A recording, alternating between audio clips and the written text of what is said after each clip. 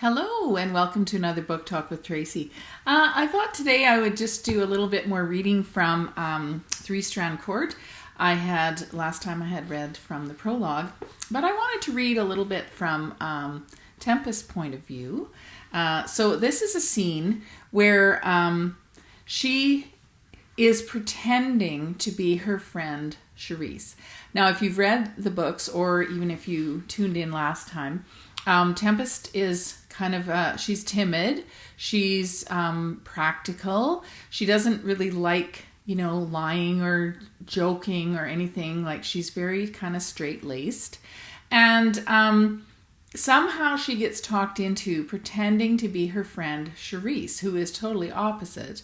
Her friend Charisse is flying off to Rome to be with her new love interest, and she just needed Tempest to do this one favor, to meet an old family friend who doesn't actually know what Charisse looks like, and just to pretend that she was Charisse for the afternoon. So Tempest agrees reluctantly and ends up going with Charisse's brother Dirk to meet this friend. Anyway, they meet up with the friend Ryan, and of course things don't go the way Tempest expects. So they reached the restaurant where they'd set up the rendezvous and entered the upscale establishment. Tempest willed her eyes to adjust more quickly to the contrasting dimness after being outside in the sun, and let out a deep sigh. Face it, this was going to be tough. She couldn't see a thing without her glasses. The white linen and luxurious upholstery seemed to mock her, and she focused instead on the way his shirt stretched across his well-proportioned back as he spoke to the maitre d'. Hillier children had definitely been blessed in the looks department. She felt like a mouse in comparison. The maitre d' nodded and gestured for them to follow. Dirk smiled her way. Chin up, no need to look so worried. He took her elbow and propelled her through the maze of tables until their guide stopped at one occupied by a lone male. Tempest felt her insides jump. This was not the middle-aged man she was expecting. Sitting at the table nursing a cocktail was a very good-looking man of about 30, with short, dark hair and very blue eyes. A hint of stubble shadowed his well-defined features. He stood as she and Dirk approached. "You must be the Hilliers," the man offered, holding out his hand. Dirk shook the preferred hand. "I'm Dirk Hillier, and this is," he hesitated only slightly, "my sister, Charisse." "Pleased to meet you. I'm Ryan Clark," the stranger said. "Won't you sit down?" They did, Dirk holding out the chair for Tempest as she seated herself.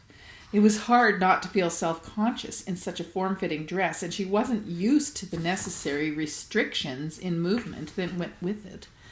Any confidence she may have felt earlier fizzled under the new man's electric blue gaze. She was sure he could see right through her ruse. She felt nothing short of the biggest fool on earth. She sent up another silent prayer for forgiveness. "Is everything okay?" Ryan Clark asked. "You look nervous, Miss Hillier." Before she could speak, Dirk took over the conversation. "Well, we were expecting someone a bit different," he began. "Dad said we were to meet an old friend from his college." "Oh, that would be my father, Michael Clark. Our fathers were friends back in the day, but I specifically told Mr. Hillier, your father, that I was the one coming to Boston, not my dad." Dirk shrugged. Sometimes the old man doesn't communicate clearly. He probably just didn't think to explain it. "Sorry for the inconvenience." "No inconvenience," Dirk interjected. "We could skip the tour," Ryan said. "I've actually been to Boston before, but I hated to disappoint your dad. He seemed so adamant." "That would be our father, adamant." Dirk looked at Tempest. "Right, sis?" "Oh, right," Tempest agreed, sitting up straighter. Ryan frowned. "Do you always wear your dark glasses indoors?" He gestured to the sunglasses that still rested on her nose. Her eyes darted to Dirk. He'd taken his off as soon as they'd entered the restaurant. "Oh, she has a headache," Dirk supplied. He leaned forward and lowered his voice. "A little too much champagne last night at her friend's going-away party." Tempest frowned and shook her head. "No, that's not true." Dirk interrupted her with a laugh. Come on, Charisse, he enunciated the name. I'm sure Ryan has had occasions to celebrate once or twice in his life. Isn't that right? And how? Ryan agreed. He squinted, surveying Tempest more closely. I must say, though, you don't look anything like your picture. You've seen a picture? She asked too quickly. Oh, you know women always changing their hair. What color was your hair last week, sis? Blonde? Right. Ryan nodded. I've got a sister myself. He looked around the room. Where's our waitress? The service seems kind of slow.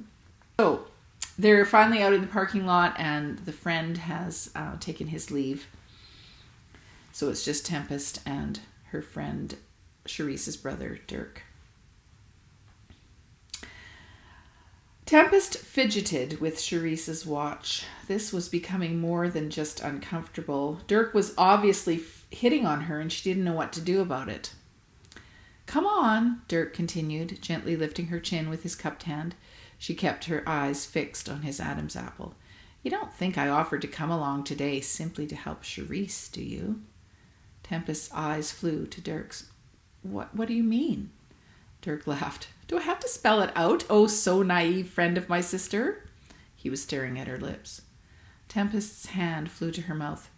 You're kind of cute when you're flustered. Do you know that? A slight smile curved the corner of his mouth, and he was still touching her face, tracing his finger along her jawline. Tempest shook her head, forcing him to drop his hand. No, I'm so embarrassed. She scrambled into the car and grabbed for her seatbelt. The incident was bringing back unpleasant memories. Dirk allowed a full-blown smile to grace his lips as he walked around to his side of the car. Today wasn't that bad. Who knows? You might even get to like me if you'd give me a chance. It was terrifying. She dug in Charisse's purse for her own glasses case and slipped the spectacles onto her nose. There, that was better. At least she could see. She relaxed into the seat. Come on, you can't tell me you didn't feel a little rush of adrenaline even once. Well, it was kind of exciting, sort of. Tempest kept her eyes fixed on the windshield in front of her.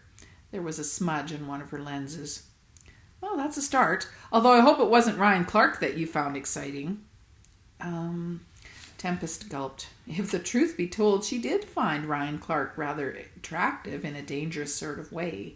But that was too many romance novels talking. She'd been reading some lately and should probably stop. She opened the borrowed purse and found the lens cloth that she used to polish her glasses. If you must know, the whole afternoon was a setup, Dirk stated, so don't get too dreamy over him.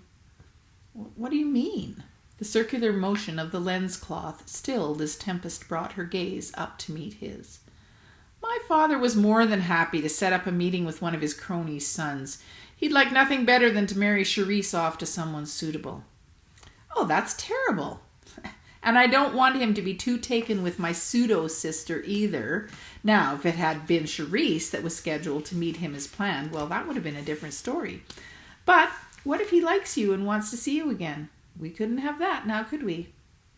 Tempest blinked, heat creeping up her neck. You should stop this talk, Dirk. It's making me uncomfortable. Sorry. He sat back again into his own seat for a moment until a grin spread across his features. I usually don't have to try this hard, you know. To get the girl, I mean. Well, maybe I don't want to be got, Tempest responded. Dirk laughed. Fair enough. Look, forget everything that just happened and let's start again as friends, okay? It'll give me time to prove that I'm not the jerk my sister has made me out to be. Well, why should I? Well, first of all, as the only double agent in this whole scheme, I think both you and Charisse owe me a big thank you. Well, second, Charisse is pretty lucky. I wish I had a friend like you. Not many people would put themselves through what you did today. It was probably true, and right about now, Tempest wasn't sure it was a virtue. I really need to go, please, she said clearly, and not just with her eyes. Dirk Hillier was toying with her, and the sooner she got back to her own quiet life, the better. Right, Dirk started the engine and revved the motor. Remember what I said, though. Don't be surprised if I show up on your doorstep someday. So that is a small portion, a scene from Tempest's part of the book. Of course, there are 3 women that are part of this story, the Three Strand Cord, Tempest, Stella, and Charisse. And each one of them get their own sort of section, and then it comes together, all the stories weave together in quite a dramatic and exciting way at the end. So that is it for now. I hope you enjoyed that little reading, and I hope you join me again sometime for Book Talk with Tracy. See you again. Bye.